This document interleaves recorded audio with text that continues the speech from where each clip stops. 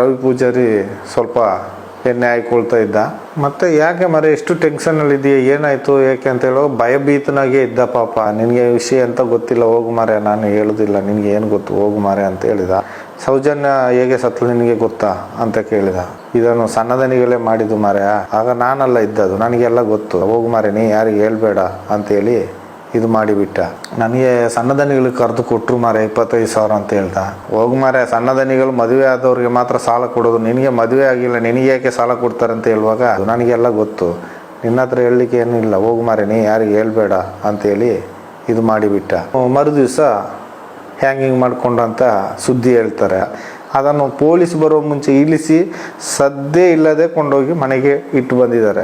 ಇದು ಅವನು ಮಲಗುವ ಕೋಣೆಯಲ್ಲೇ ಹ್ಯಾಂಗಿಂಗ್ ಮಾಡ್ಕೊಂಡು ಸಾಯ್ತಾನೆ ಅಂದರೆ ಹಾಡಗಳಲ್ಲಿ ಯಾರು ನಂಬಲಿಕ್ಕೆ ಸಾಧ್ಯ ಇಲ್ಲ. ಯಾಕಂದರೆ ಇವರು ಯಾರೋ ಮಾಡಿದ್ದಾರೆ, ಮಾಡಿ ಅವನನ್ನು ಇಷ್ಟು ಚಿಕ್ಕ ಕಂಬಿಯಲ್ಲಿ ಕಟ್ಟಾಕಿ ನ್ಯಾನಿಂಗ್ ಮಾಡಲಿಕ್ಕೆ ಸಾಧ್ಯನೇ ಇಲ್ಲ. ಈ ವಿಷಯ ಹೊರಗೆ ಬಂದ ತಕ್ಷಣವೇ ಅವನನ್ನು ಕೊಂದಾಕಿಬಿಟ್ರು.